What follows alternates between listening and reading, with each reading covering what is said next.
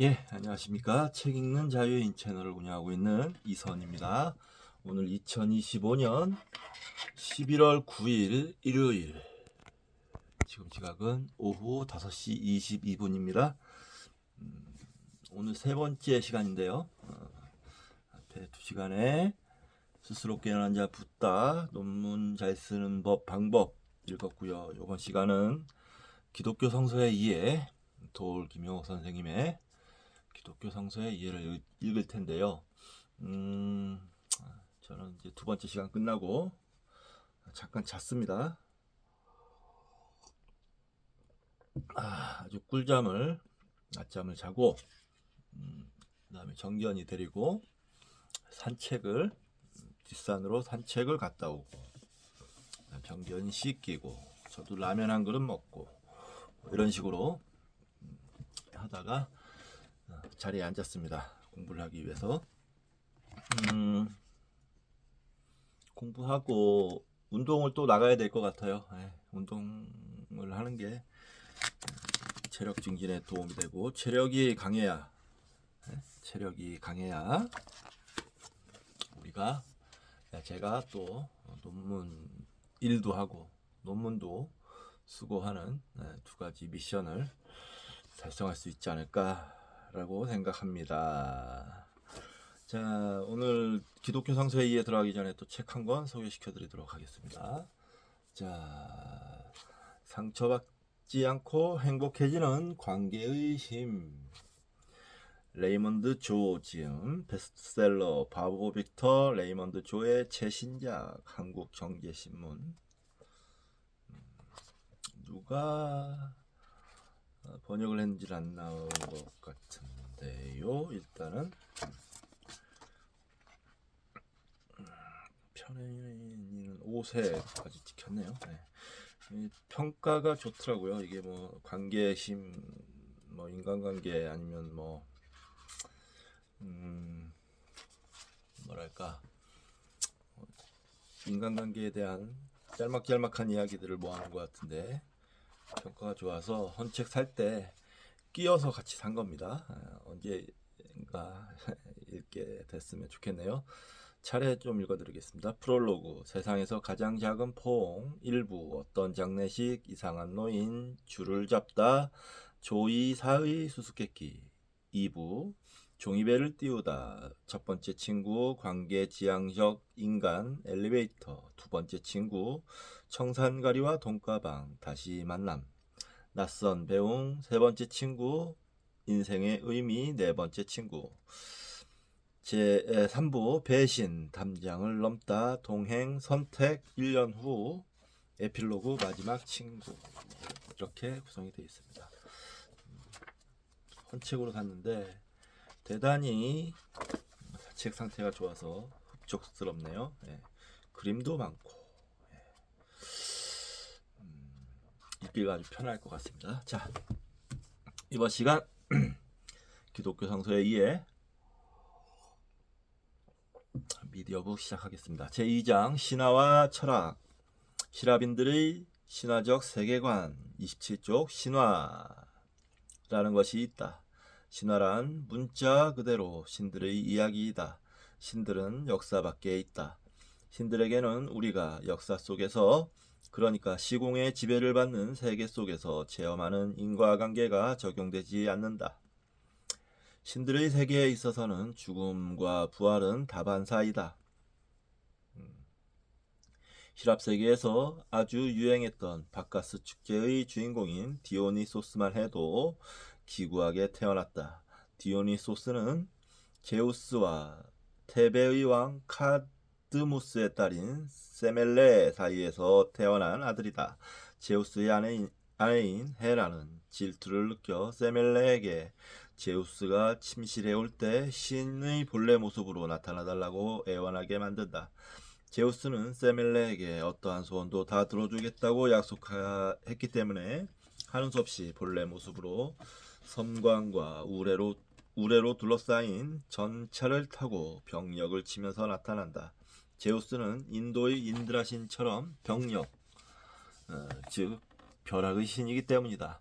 불행하게도 지상의 딸인 세멜레는 벼락에 맞아 죽을 수밖에 없었다. 이때 제우스는 재빨리 세멜레의 뱃속에서 6개월이 된 태아 디오니소스를 끄집어내어 자기 허벅지 속에 감추어 봉합해버린다. 만삭이 되었을 때 디오니소스는 제우스의 허벅지에서 태어나게 된다. 재밌네요.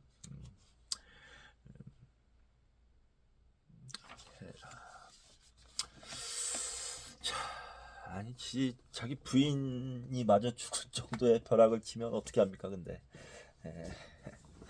자, 황당무계하기도 하고. 디오니소스의 또 다른 탄생설화는 다음과 같은 이야기를 전해준다. 디오니소스의 다른 이름은 바카스이다. 바카스는 제우스와 페르세포네 사이에서 태어난 아들이다. 그가 꼬마 소년이었을 때 헤라의 명령으로 타이탄들에게 갈기갈기 찢겨 죽음을 당한다. 타이탄들은 디오니소스의 육신을 다 삼켜 먹어버렸지만 그의 심장만은 남겨놓았다. 제우스는 그 심장을 세멜레에게 주어 삼키게 했다. 그래서 세멜레는 바카스를 임신케 된다. 그 뒤로 제우스와의 이야기가 연결된다. 그렇게 해서 바카스는 2번 태어나게 되는 것이다. 여기 보면 이제 조금 재밌는 게 이 헤라, 우리 제우스 신의 첫 번째 부인인 헤라가 참 여러 가지 짓을 저지르더라고요. 질투로 인해서 그런 여성관이 서양에서는 좀 잡혀 있는 게 있는 모양이더라고요. 여자의 질투는 좀 약간 본성적인 뭐 그런 것이다 해서, 이러한 바카스의 신화는 시라빈들이 매우 열광했던 오르페우스 종교와도 깊은 관련이 있다. 오르페우스 종교는 오르페우스라는 역사적 인물에 의하여 창시된 것으로 알려져 있다. 오르페우스는 호머 이전의 최대의 시인이며 탁월한 음악가로서 이름이 나 있으나 사실 오르페우스라는 인물의 역사성에 관해서는 고증할 바가 없다. 근데 이 디오니소스 아까 이 얘기 나왔잖아요. 이 디오니소스 신화를 모티브로 이 예수 설화가 탄생했다고 보는 그런 주장이 있어요. 특히 아까 이 전 시간에 소개시켜드렸던 웃고 있는 예수를 썼던 저 티모시 프라크하고 피터 겐디라는 사람이 예수는 신화다라는 책에서 그런 주장을 합니다. 나중에 깊게 들어갈 수 있게 된다면 들어가 보겠습니다. 전설에 의하면 오르페우스는 트라키아의 왕인 오이아그로스와 뮤즈인 칼리오페 사이에서 태어났으며 음악의 천재성이 뛰어나 리라를 발명했다고도 한다. 그가 노래를 부르면 야수와 산천초목이 다 홀려 그 곁에 와서 춤을 추곤 했다. 그는 아름다운 요정인 아내 에우리디케를 열렬히 사랑했다. 그런데 에우리디케가 호반을 산부하고 있을 때 아리스타이오스가 그녀를 흠모한 나머지 범하려 하자 그녀는 호반의 풀로프로 달아났는데 그만 늪에 숨어있던 뱀에 물려 생명을 잃고 만다. 오르페우스는 죽은 아내를 구하려고 사람이 절대 내려갈 수 없는 명부에까지도 내려가기를 서슴지 않는다. 그의 노래는 저승의 모든 혼령들을 매혹시켰다. 이크시온의 수레바퀴도 회전을 멈추었고 탄타로스도 갈증을 잊어버렸고 다나우스의 딸들도 물붓기를 멈추었고 시지푸스의 바위도 절로 정지하였다. 그의 노래에 매료된 사공 카로는 그를 배에 태워주었고 저승의 케르베로스와 지옥의 괴물들도 얌전히 들여보내주었다. 드디어 오르페우스는 저승의 지배자 페르세포네와 하데스 앞에 서기에 이르렀다.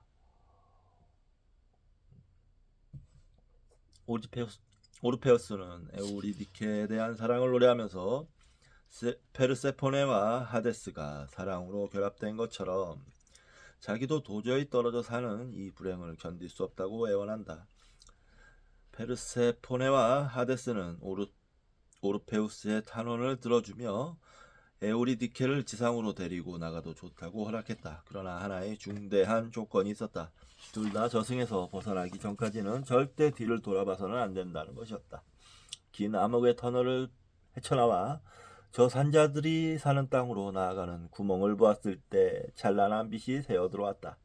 오르페우스는 그 태양의 빛을 보는 순간 너무도 환희에 차 무의식 중에 태양에 비친 자기 부인의 얼굴을 보고 싶어 뒤돌아보고 만다. 그 순간 에우리디케의 모습은 사라져버리고 만다.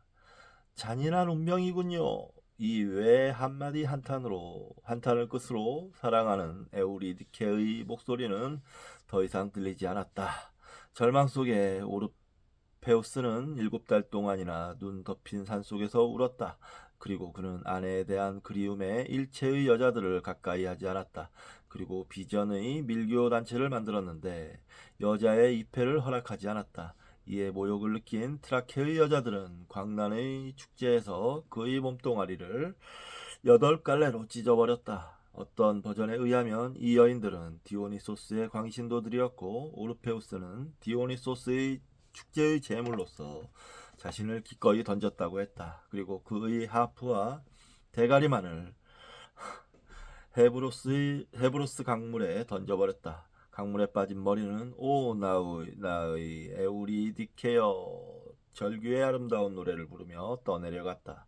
그 머리는 레스보스 섬에까지 떠내려갔다. 레스보스 섬에는 오르페우스 신탁의 성전이 세워졌고 그의 하프는 하늘에 올라가 별자리가 되었다고 한다. 결국 오르페우스의 영혼은 다시 명부로 내려가 에우리디케와 결합하였고 둘은 사자의 왕국 내의 파라다이스인 엘리시안 필드에서 영원히 같이 살았다고 했다. 하여튼 트라케 지방에서의 오르페우스 숭배는 디오니소스 숭배와 연결되어 있으며 둘 다 죽음과 부활의 상징성을 가지고 있다. 역사적으로 오르페우스가 어떤 인물이었는지는 이러한 전설로서는 도저히 알 수가 없다. 역사적으로 그는 그의 종교적 신념 때문에 갈기갈기 찢기는 죽음을 당했을지도 모른다. 그러나 그의 종교의 교리는 잘 알려져 있다. 신도들은 인간의 영혼이 윤회한다는 것을 믿었다. 윤회란 인간의 영혼이 독자적인 아이덴티티를 지니고 끊임없이 수육이라는 것은 이제 몸을 받는다는 뜻이에요. 수육과 죽음과 해방을 되풀이한다는 것이다. 그리고 그러한 과정에서 전생의 업보는 후생에 도덕적 영향을 미친다는 것이다. 이러한 윤회 사상을 우리는 불교의 전유물인 것처럼 오해하고 있지만 사실 이러한 윤회의 사상은 시랍을 포함한 지중해 연안 문명으로부터 중앙아시아, 인도 문명에 이르기까지 골고루 분포되어 있는 세계관이다. 유명한 아테네의 철학자 플라톤이 오르페우스 종교에 깊은 신앙을 가진 사람이라는 것도 잘 알려져 있는 사실이다. 어젠가요, 그전가요, 말씀드렸는데 사람들이 윤회하면 불교 뭐 이렇게 생각하는데 사실은 불교는 윤회와 아무 상관이 없다는 것을 설하는 가르침입니다. 윤회가 불교의 교리가 아닙니다. 그 기존에 인도 문화에 널리 퍼져 있던 사상이에요. 그걸 부처님께서 가르침의 방편으로 도입한 것일 뿐입니다. 일단은 부처님은 뭐 그냥 세간과 출세간이 있잖아요. 출세간, 그러니까 이상적인 세상만을 중요시한 건 아니었어요. 세간의 일도 올바르게 바로잡히기를 올바르게 정의롭고 선하게 되기를 바라셨습니다. 그 방편이 윤회입니다. 윤회 사상을 받아들인 겁니다.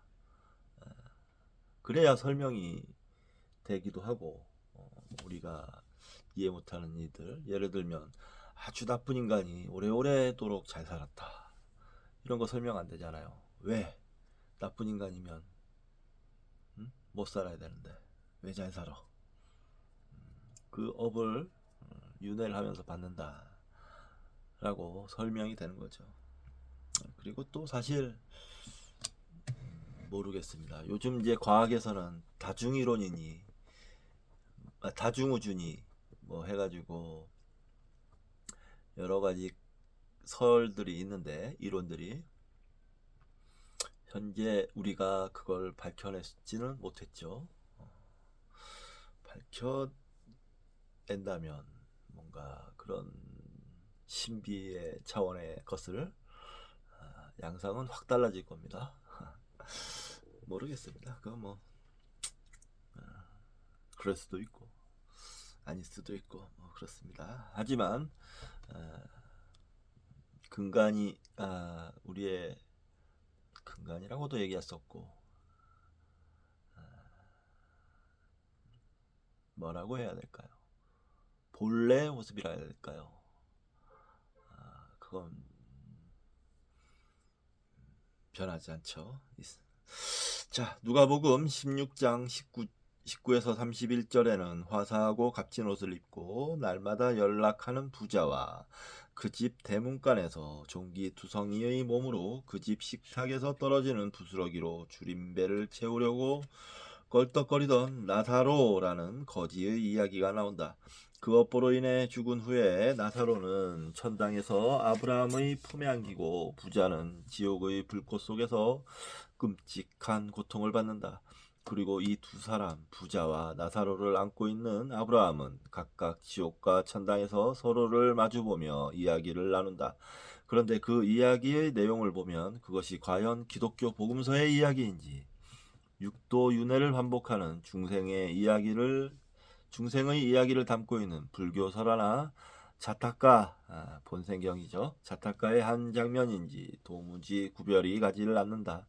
예수도 물론 천당, 지상, 지옥이 3층으로 되어 있는 거대한 아파트처럼 확실히 공간적으로 분할되어 있는 우주론의 구조의 지배로부터 벗어나 있지 않다.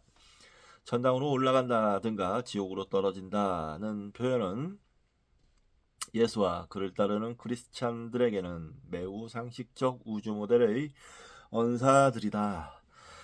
오르페우스와 바카스, 하여튼 오르페우스 교도들은 오염된 생활을 피함으로써 그들의 몸을 정화시키려고 힘썼다. 정통파들은 고기를 먹어야 하는 제식의 불가피한 상황을 제외하고는 평상시는 불교도들처럼 육식을 하지 않았다. 그들에 의하면 인간은 하늘적 부분과 땅적인 부분으로 합성되어 있다. 정화된 생활을 계속하면 땅적인 부분이 감소하고 하늘적 부분이 증가한다. 하늘적 부분이 증가하는 종국에는 인간은 바카스와 합일되는 경지에 도달한다. 그때 우리는 그를 하나의 바카스라고 부른다. 하늘적 부분과 땅적인 부분이 합성되어 있다. 요 평상시는 불교도들처럼 육식하지 않았다, 뭐 이렇게 돼 있는데요. 원래 그러니까 부처님 당시에 이제 걸식을 했잖아요. 육식을 하지 않은 게 아닙니다. 걸식은 그 상대방이 주는, 그러니까 보시하는 음식을 거부하지 못하게 돼 있어요. 그래서 고기든 야채든 상관없이 받고 돌아와서 예를 올리고 기도를 하고 축원을 하고 식사를 하시는 겁니다. 그러니까 부처님 당시 초기 불교에서는 육식을 한 거죠. 그게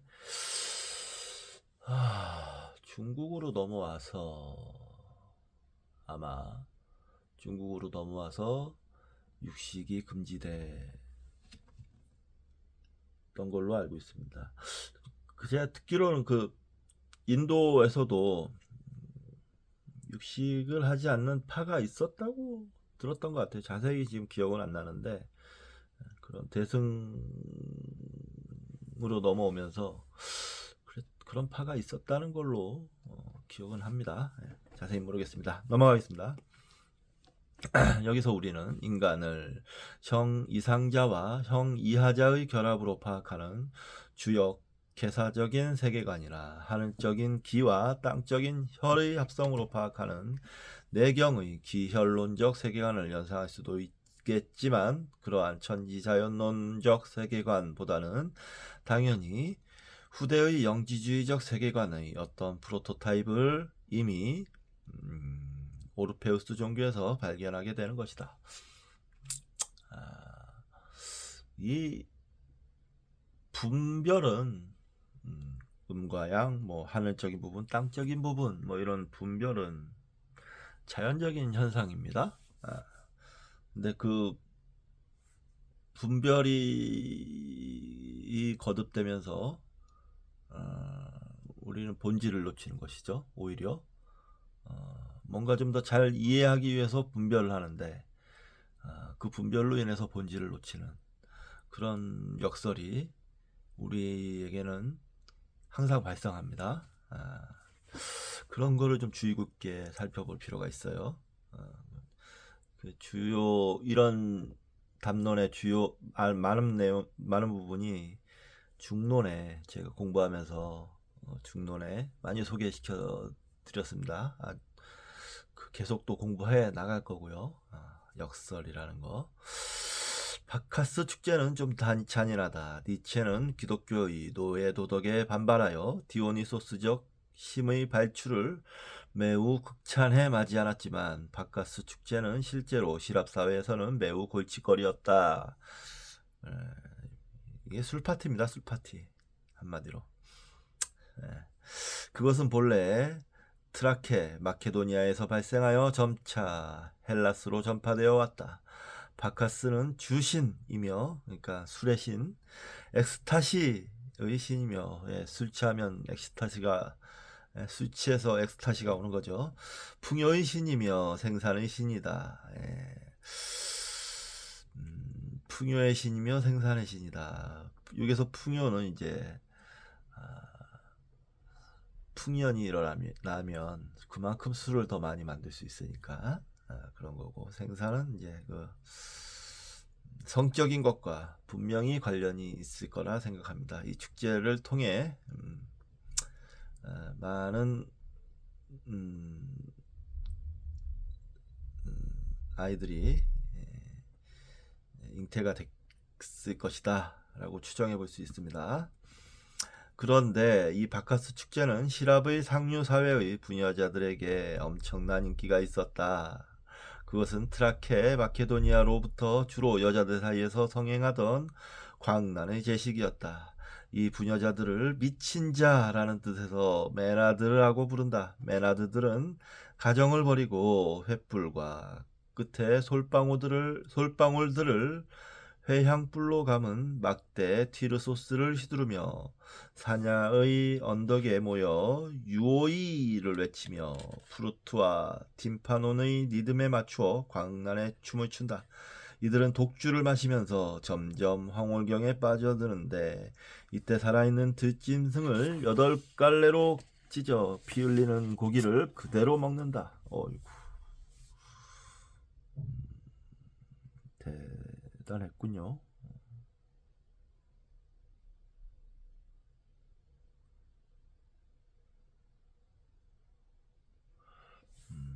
무섭네요. 더욱 끔찍한 사실은 살아있는 인간 소년을 8갈래로 갈기갈기 찢어먹기도 한다는 것이다. 사실 아브라함이 말년에 얻은 자식을 번제로 바치려 했다는 것을 생각하면 이런 풍속도 결코 기이하다고만은 할 수 없을 것이다. 하여튼 이것은 타이탄들이 디오니소스를 찢어 먹은 것을 다시 연출하는 것이다. 그 찢기는 생물은 신의 화신이다. 타이탄들은 지상에서 태어났지만 디오니소스를 찢어먹고 나서 신성의 불꽃을 지니게 되었던 것이다. 마찬가지로 바카스 축제의 무녀들도 이러한 의식을 통해 신성에 합일된다고 믿었다. 그리고 이런 광적 도취에 의하여 신과 하나가 됨으로써 일반적인 방법에 의하여서는 손에 넣을 수 없는 신비로운 지식, 가로 열고 그노시스를 얻을 수 있다고 믿었다.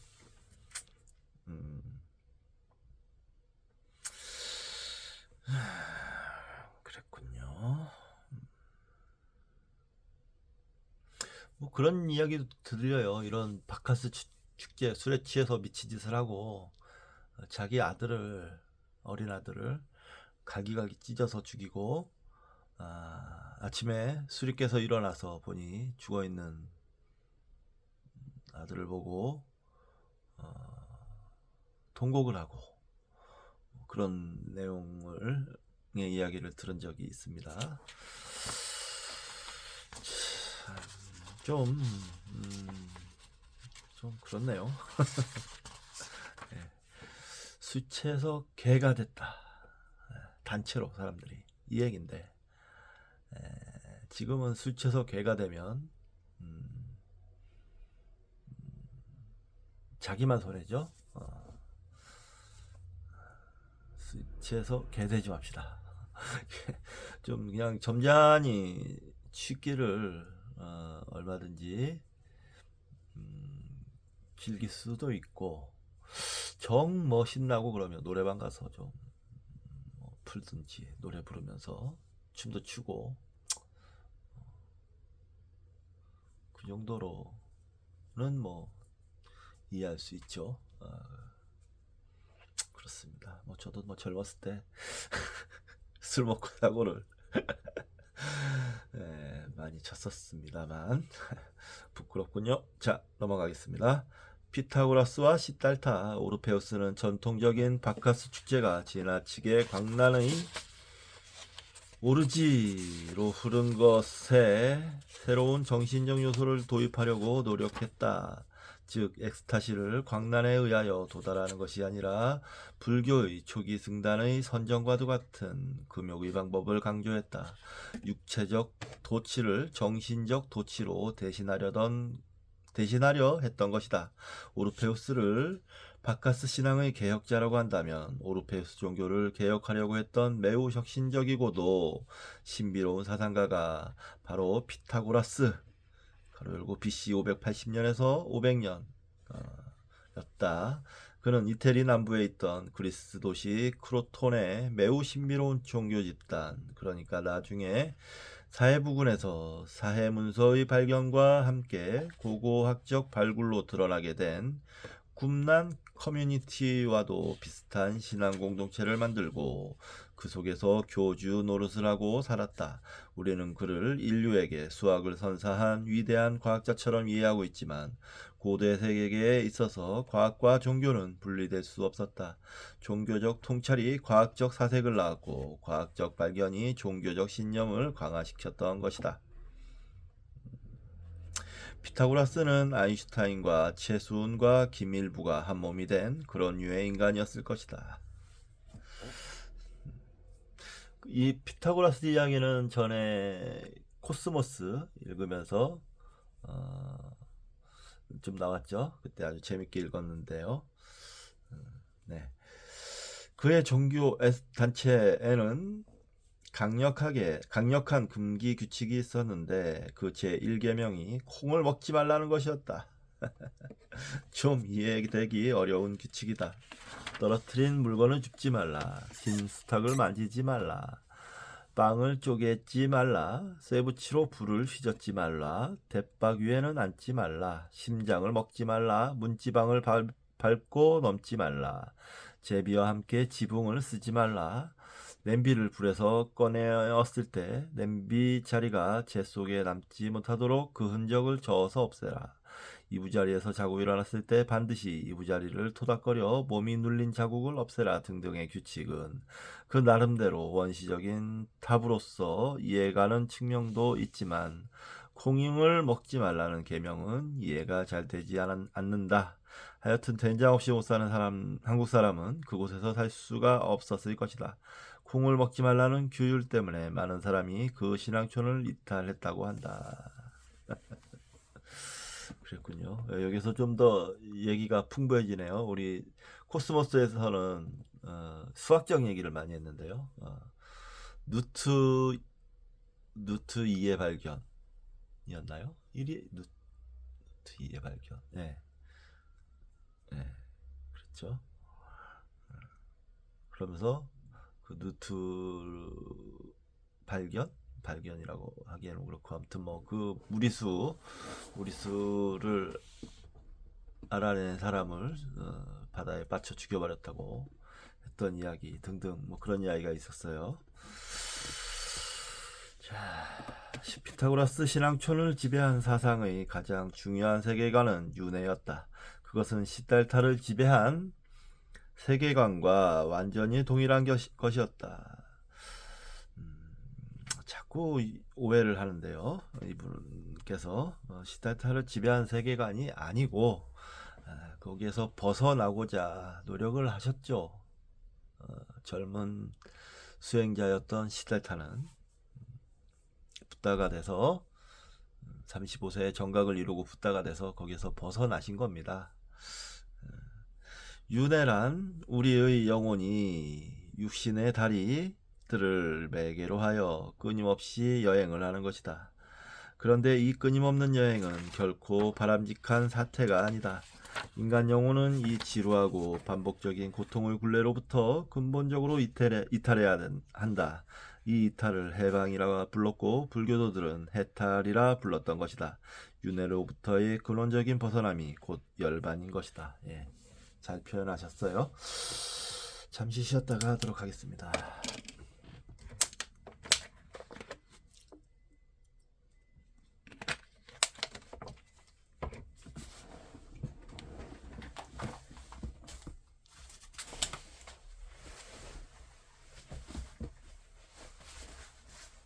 야, 정견이. 야, 신나게 놀고 안 와서 그냥 힘들어? 힘들 것이다.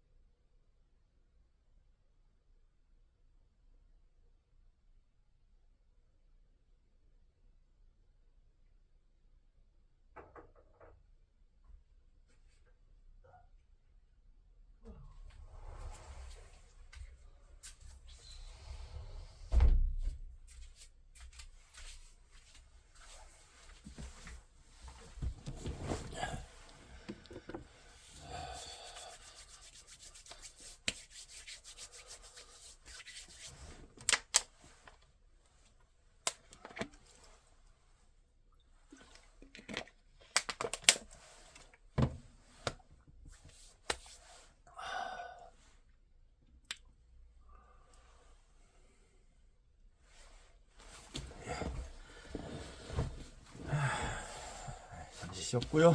이어서 하도록 하겠습니다. 36쪽 시달타나 피타고라스나 다같이 이 열반을 획득하는 길을 사색을 통하여 발견하려고 했다. 시달타나 피타고라스나 모두 최초의 출발점은 금욕이나 극기였다.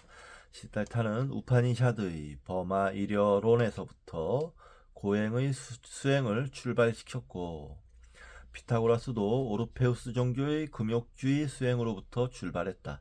그러나 시달타는 단순히 육체를 학대하는 고행의 한계를 자각하고 중도를 체득하기에 이른다. 중도는 깨우침이요 알미다. 붓다라는 것은 바르게 앉아라는 뜻이다. 무엇을 알았는가? 그가 안 것은 선정의 주체인 나라는 존재는 영기의 한 고리일 뿐이라는 우주의 실상에 대한 깨달음이다.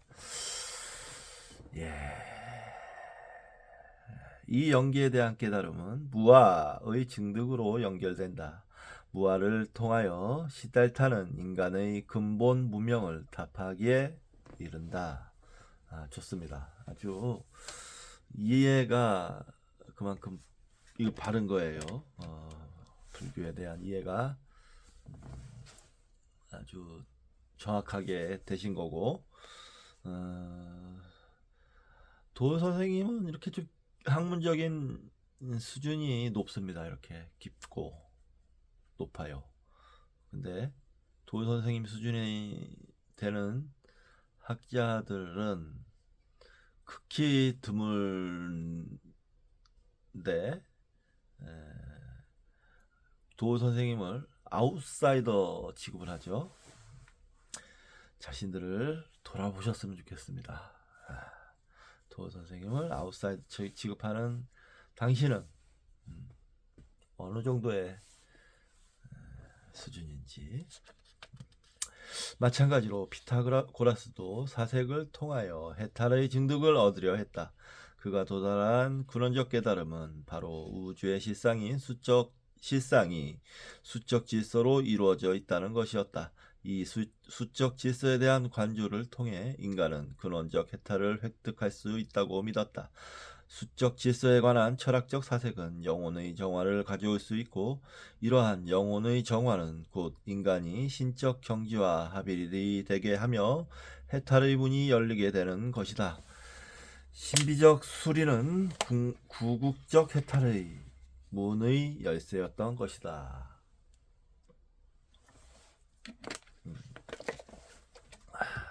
피타고라스의 이러한 수리적 신비주의는 사유가 감각보다 우월하며 직관이 관찰보다 탁월하다는 생각을 불러일으켰다. 그리고 궁극적으로 우리가 살고 있는 이 세계의 실상이 시시각각으로 변하는 허망한 물리적 세계가 아니라 사유적 세계라고 하는 아주 독특한 존재론적 믿음을 불러일으켰다. 사유가 감각보다 더 고귀하며 사유의 대상이 지각의 대상보다 더 실제적이라고 하는 모든 실합적 사고방식의 광맥의 원류에 피타고라스가 자리잡고 있는 것이다. 이러한 오르페우스의 요소는 피타고라스를 통하여 플라톤으로 흘러들어갔고, 또다시 플라톤을 거쳐 그 이후의 모든 철학에 배어들어갔다. 사실 모든 철학이 매우 엄밀한 논리와 무전제적인 사고를 과시하는 듯이 보이지만, 그 궁극에는 항상 종교적 세계관이나 신비적 통찰을 깔고 있다. 철학은 종교를 부정하는 그 무엇이 아니라 종교적 가치관으로부터 배어나오는 순수한 사유의 세계라 해야 할 것이다. 아주 훌륭한 문장입니다. 좋고요. 이렇게 깔끔하게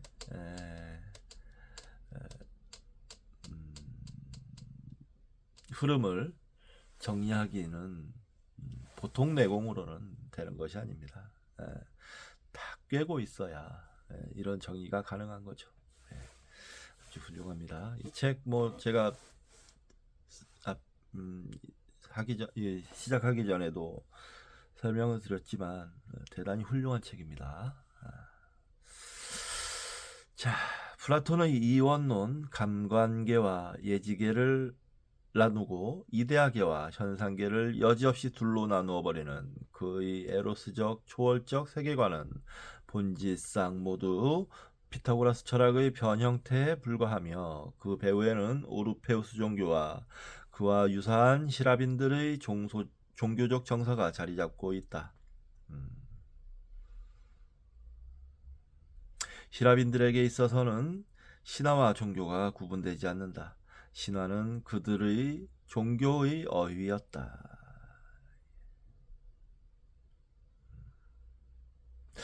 중요한 대목입니다. 이 부분이 기독교를 이제 나중에 이해하는 데 있어서 핵심을 이루는 뼈대를 이루는 부분입니다.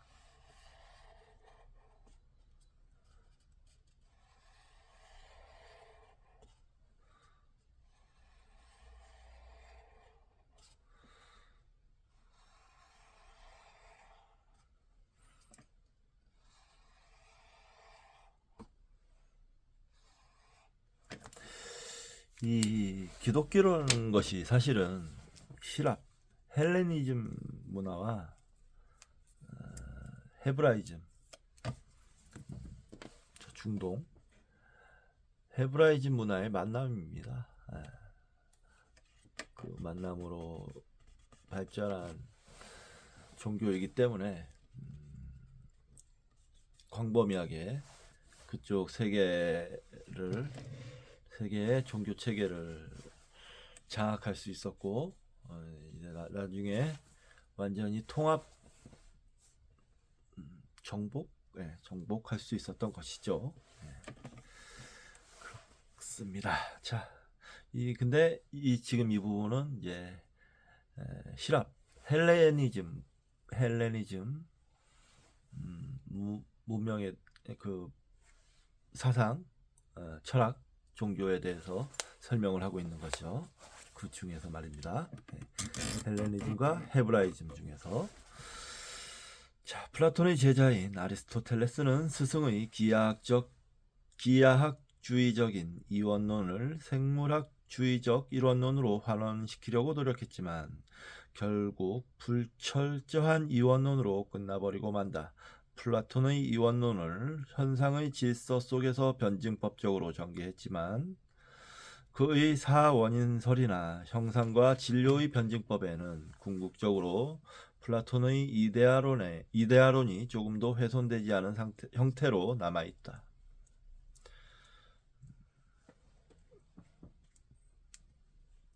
여기에 이제 의미심장하게 알렉산더의 세계정복 지도가 있는데, 이 알렉산더의 세계정복으로 인해서 헬레니즘 문화가 꽃 피워졌고, 그게 저쪽 아시아 인도 문명으로까지 퍼져나가게 되는 겁니다. 인도 문명까지만 간 게 아니고 그게 우리나라까지 오잖아요. 여기 경주의 석굴암 부처님, 그게 간다라 미술 영향을 받았다고 하잖아요. 간다라라는 것이 저쪽 인도 서부, 지금 파키스탄 지역의 그 문화 양식입니다. 그게 신라까지 넘어왔다는 거예요. 자, 넘어가겠습니다. 알렉산더 세계 정복의 의미. 그런데 아리스토텔레스의 제자인 알렉산더 대왕 가로 열고 BC 356년에서 323년 가로 닫고, 대왕은 자기 스승의 구태의연한 형이상학적 세계 질서와는 전혀 다른 새로운 세계관을 관념이 아닌 이 시공, 이 땅 위에 개척하는데 광분한 패기 넘친 젊은이였다. 젊은 알렉산더는 BC 334년에서 324년의 10년이라는 매우 짧은 기간에 헬레니즘이라는 새로운 세계 질서를 수립했다.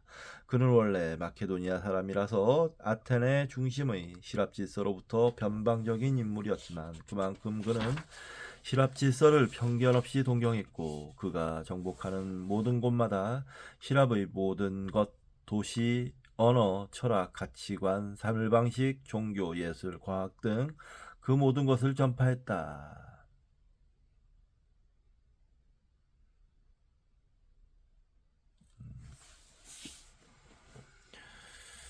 그가 10년 동안 정복한 세계는 아시아와 시리아, 이집트, 바빌론, 페르시아, 사마르칸트, 박트리아와 인도 서북부 인더스강 유역까지를 포괄하는 방대한 영역이었다.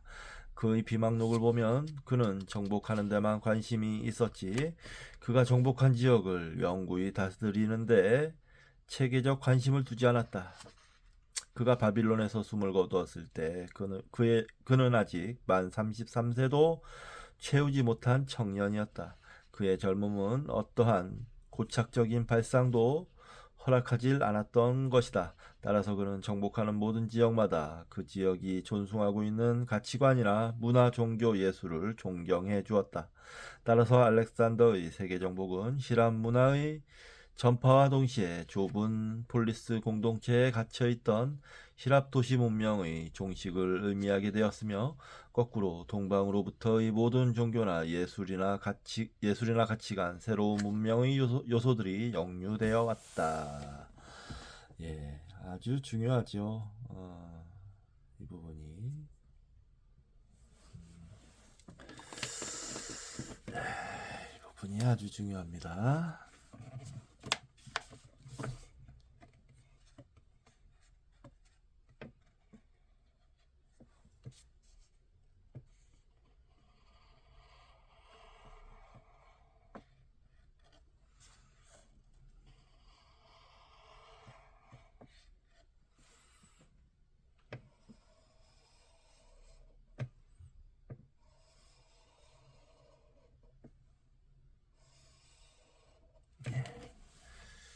아주 중요합니다.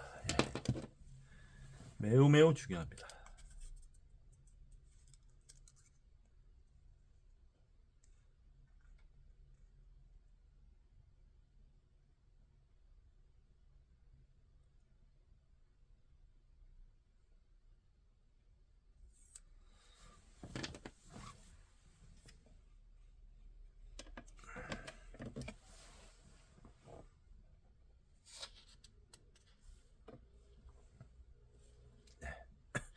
동서 문명의 대거 융합으로 코스모폴리타니즘이 등장하고 다양한 가치관의 용인과 함께 보편주의적 사고가 생겨났다.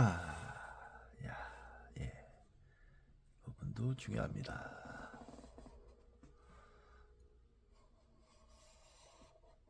알렉산더 자신도 시라빈들의 우월 의식에서 본다면 야만적이기만 했던 이방인의 두 공주와 결혼했으며, 그의 마케도니아 장수들도 이방인의 여자들을 아내로 맞아들여야 했다. 이러한 융합으로 비로소 사색하는 사람들의 마음속에 인류 보편이라는 새로운 관념이 생겨나기 시작했던 것이다. 네. 인류 보편, 코스모폴리탄 의 개념이 아주 중요합니다. 네.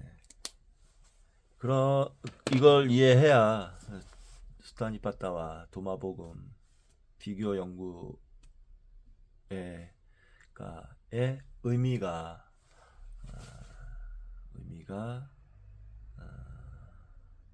생겨나는 겁니다. 네, 아주 중요한 부분입니다. 역사학에서는 BC 323년 알렉산더 대왕의 죽음으로부터 BC 30년 클레오파트라의 죽음, 가로열고 로마가 이집트를 병합, 가로 닫고까지를 헬레니즘 시대라고 부르지만, 지금부터 우리가 탐구하고자 하는 기독교는 기본적으로 헬레니즘 문명의 소산이라고 하는 매우 기초적인 사실을 항상 염두에 두고 다각적인 고찰을 할 줄 알아야 한다. 그것은 어디 흑룡강성의 북부여나 비류슈 변의 졸본 부여에서 생겨난 종교는 아니라는 것이다. 그렇죠. 헬레니즘 문명의 소산. 기독교는 기본적으로 이 헬레니즘 문명의 소산, 토산이지만 이게 헤브라이즘과 결합을 하면서 매우 독특한 특이한 종교 형태를 띠게 되었다라는 것을 일단 머릿속에 염두에 두고 출발하는 겁니다. 기독교의 출발은 물론 예수와 그의 제자들을 포함하여 팔레스타인의 유대인으로부터 시작된 것이지만 예수의 사후 초대교회는 이미 헬레화된 유대인들이 대거 참여하여 그 주도권을 장악해 갔으며 이들은 기독교를 유대인이 아닌 헬레니즘 세계의 이방인들에게 펼치려고 노력했다. 그 대표적인 인물이 사도 바울이라는 사상가였다. 바울은 철저히 헬레니즘 문명권에서 성장한 헬레니즘 사상가였다. 그리고 AD 100년경에는 최소한 2세기 초반에는 기독교는 유대교로부터 완전히 분리되어 헬레니즘 세계의 이방인들만의 종교로서 성장하여 갔던 것이다. 물론 초기 기독교의 모든 문헌들도 헬레어, 즉 헬레니즘 시대에 보편적으로 통용되던 고인의 히라버로 쓰여진 것이다. 바울의 서간도 모두 시라버로 쓰여진 것이다. 시라버로 쓰여졌다는 게 중요하죠. 예수 사후 초대교회는 이미 헬레화된 유대인들이 대거 참여하여 그 주도권을 장악해 갔으며 이들은 기독교를 유대인이 아닌 헬레니즘 세계의 이방인들에게 펼치려고 노력했다. 그랬죠. 이 부분도 중요하죠. 그런데 도마복음은 지금 추정하기로는 학계에 아마 다수설은 사복음서보다 후대에 편찬된 걸로 보는 모양인데 대가들 그 기독 성서학이나 기독교 신학의 대가들은 이 도마복음을 초기 Q복음서, Q자료와 거의 동시대에 그러니까 마가복음이 제일 처음 편찬이 된 걸로 추정이 되는데 알려져 있고 그 전에 있었던 자료라고 보고 있어요. 저도 그 선상에서 출발을 하고 있는데 좀 더 확실한 논리적 추론을 구성할 수 있는 증거들을 이제 앞으로 공부해 나갈 겁니다. 네. 자, 그렇다고 지금 내가 독자들에게 기독교를 헬레니즘의 틀 속에서 헬레니즘적 사유 체계로서 이해해야 한다는 것을 말하려는 것은 아니다. 오히려 기독교는 헬레니즘 시대의 산물이면서도 헬레니즘적 사유를 철저히 거부한 측면이 강하다. 그렇죠. 아니, 거부했다기보다는 헬레니즘적 상식의 세계에 도전하면서 헬레화된 로마 세계에 새로운 논리와 시각과 활력을 제공했다고 말할 수 있다. 단지 우리가 간과할 수 없는 사실은 초기 기독교사의 전개는 어디까지나 졸본부여나 예맥의 장이 아닌 에베소, 안티옥, 알렉산드리아 등 지중해 연안의 헬레니즘의 장에서 끊임없이 헬라스 사상과의 교섭을 통해서 성장하여 갔다는 것이다. 그 과정에서 우리가 상상하기 어려운 다양한 기독교 운동이 존재하였다. 물론 그러한 다양한 기독교 운동 속에서 그려진 예수의 모습도 일양적인 해석을 거부하는 다양한 모습이었다.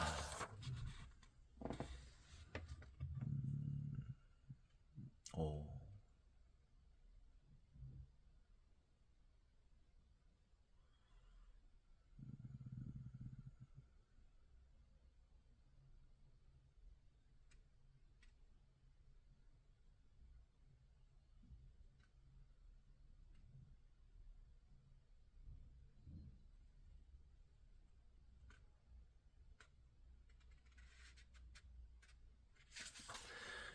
이제 뭐 앞으로 보겠지만 헤브라이즘, 헬레니즘과 헤브라이즘이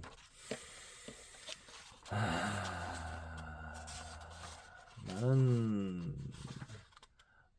뭐랄까요?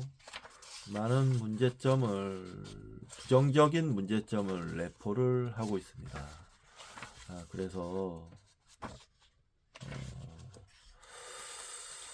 지금 우리가 알고 있는 여러 가지 예를 들어서 종말론이라든지 재림사상이라든지 선민의식이라든지 이런 문제점들을 배태시켰는데요. 그 부분은 이제 앞으로 나올 내용들입니다. 그런 부분도 철저히 공부를 해야 우리가 기독교라는 것이 어떤 종교인지 알 수가 있습니다. 우리가 뭘 잘못 알고 있는지, 무작정 믿는 게 맞는 것인지, 그런 것을 좀 더 정확하게 비판할 수 있게 되는 것입니다. 알고 비판을 해야죠. 뭐 마음에 안 든다고 무조건 비판만 먼저 그냥 생으로 해버리면 싸움밖에 더 됩니까? 저는 싸우자는 게 아니고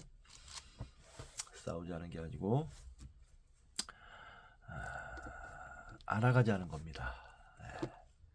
알아가자는 거. 바로 보는 바로 알아가자는 그런 의도에서 이런 공부를 하는 거니까 혹시라도 기독교를 믿고 계시는 분들이 오해를 하지 않으셨으면 하는 바람이 있습니다. 자, 이번 시간은 여기서 2장 이제 끝났고요. 3장이 이제 헬레니즘의 사유인데요. 3장은 다음 시간에 하도록 하겠습니다. 자, 감사합니다.